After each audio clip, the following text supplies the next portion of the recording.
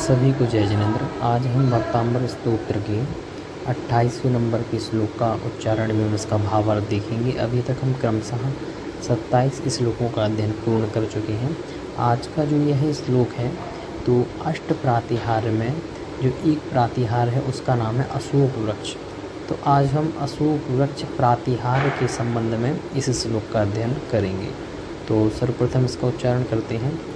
उच्चैरशोकतरुसंसृतमुन्मयूख मा भाति रूपममलं भवतु नितान्तं स्पष्टोल्लसत्किरणमस्ततमोवितानं बिम्बं रविरिव पयोधर पार्श्ववर्ती।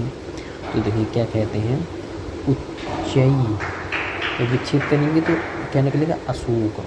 उच्चही अशोक यानी ऊंचे अशोक वृक्ष के, अशोक वृक्ष के ऊंचे। तो एक अष्ट प्रातिहारों में एक प्रातिहार कौन सा, अशोक वृक्ष।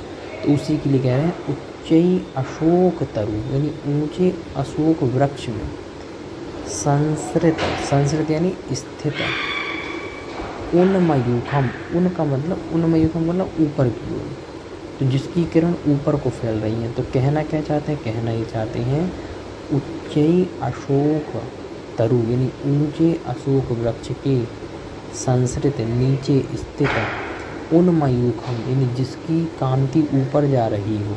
क्योंकि जिनेंद्र भगवान का जो शरीर है वह कैसा, वह औदारिक रहा, लेकिन जब वह कैवल्य को प्राप्त होते हैं तो उनका जो शरीर है वो परमावतारिक हो जाता है। तो उसकी जो कांति है, तो कह रहे हैं भगवान ऊंचे वृक्ष के नीचे संसृत यानी स्थित आपका उन्मयूखम, जो आपकी किरण है वो ऊपर की ओर, उन्मयूखम ऊपर की ओर जा रही है।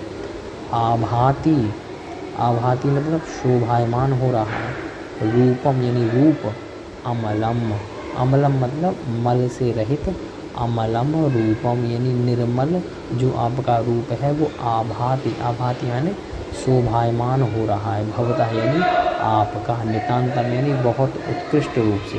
तो क्या करें, अत्यंतम, नितांतम यानी अत्यंत, रूपम अमलम यानी अमलम रूपम जो निर्मल जो रूप है वो आपका आभाति, आभाति मतलब शोभायमान हो रहा है। भवता यानी आपका, तो अर्थ कैसे बैठे, ऐसे बैठेगा भवतः यानी आपका, रूपम अमलम रूपम, अमलम यानी निर्मल रूप, आभाति नितांतम यानी बहुत क्या हो रहा है, अत्यंत रूप से क्या हो रहा है, शोभित हो रहा है। ऐसे है ना, तो ऐसा अन्वयार्थ ऐसा बैठा सकते हैं। फिर कह रहे हैं तृतीय पंक्ति में स्पष्टः उल्लसत, स्पष्टा उल्लसत यानी बहुत स्पष्ट का मतलब होता है जो बिल्कुल साफ दिखे। तो उसी के लिए कह रहे हैं स्पष्टः यानी स्पष्ट रूप से, उल्लसत, उल्लसत का मतलब होता है शोभायमान हो रहा है। किरण, किरण मतलब जिसकी ऐसी किरण है, तो जिसकी ऐसी किरण है कैसी, स्पष्टः उल्लसत किरण यानी जिसकी किरण ऐसी है जो स्पष्ट रूप से क्या हो रही हैं, क्या हो रही हैं, शोभायमान हो रही है। और वो क्या कर रही हैं, किरण जो जिनेंद्र भगवान के परमावतारिक शरीर से जो किरण जो स्पष्ट रूप से उल्लसित हो रही है वो क्या कर रही है, वो कर रही है तमहावितानम, अस्तम तमहावितानम, अस्त का मतलब नष्ट कर रही है, तमहावितानम यानी तम यानी अंधकार के, वितानम यानी किसको, विस्तार को। तो जो आपका स्पष्ट उल्लसित किरण, जो आपकी स्पष्ट रूप से जो किरण है वो क्या कर रही है, अस्त तमहावितानम यानी अस्त कर रही है किसकी, जो क्या है, अंधकार है उसके वितानम यानी विस्तार को नष्ट कर रही है। और कैसी है, तो भाई ऐसी शोभायमान हो रही है, बिंबम रवि इव, रवि का मतलब होता है सूर्य, तो रवि इव बिंबम यानी सूर्य के बिंब के समान, है ना, सूर्य के बिंब के समान। पयोधर पार्श्ववर्ती, पयोधर, पयोधर का मतलब जो पय का मतलब होता है जल, तो पयोधर यानी जो जल को धारण करे। तो कहा पयोधर पार्श्ववर्ती यानी जो मेघों की पार्श्ववर्ती जो क्या है, सूर्य हैं। तो क्या कह दिया, पयोधर पार्श्ववर्ती यानी मेघों के पास में स्थित है। पयोधर यानी मेघों के पार्श्ववर्ती यानी पास में स्थित, बिंबम रविर यानी बिंब रवि इव यानी सूर्य की तरह क्या हो रहे हैं, आभाति नितांतम, जो द्वितीय पंक्ति में था उसको यहाँ भी शब्द लगा दें तो आभाति नितांतम, यानी क्या हो रही है, अत्यंत रूप से शोभायमान हो रही है। तो फिर से पूरा अर्थ देख लीजिए कि अशोक वृक्ष के नीचे जो आप स्थित हैं, संसृत यानी स्थित हैं, उन मयूखम, और आपका जो प्रकाश है वो ऊपर जा रहा है।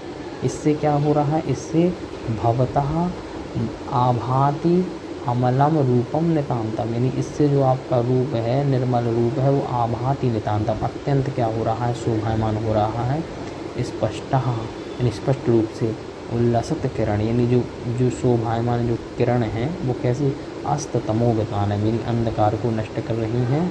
और बिंबम रवे रिव पयोर पार्श्ववर्ती, वो कैसी लग रही हैं, बिंबम रवे इव, यानी सूर्य के बिंब के समान, पयोदर पार्श्ववर्ती, यानी मेघों के पास में, इस जैसे सूर्य जो है मेघों के समान, मेघों के साथ में स्थित रहता है और वह संपूर्ण आकाश को क्या करता है, पृथ्वी को प्रकाशित करता है। ऐसे ही ऐसा लग रहा है कि आपका जो ये शरीर है वह सूर्य के समान शोभायमान है और वह सूर्य के समान है, जैसे मेघों के बीच में स्थित हो वैसे ही आप भी स्थिर हैं और आप संपूर्ण जगत को प्रकाशित कर रही हैं।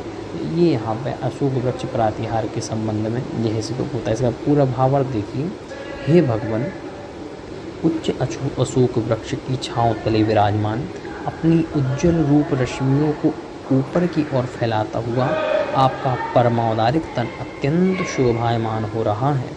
ऐसा लग रहा है मानो बादलों के समीप चमकता सूर्यमंडल ही हो। तो इस प्रकार से इसका ये पूर्ण अर्थ हुआ। सभी को जय जय।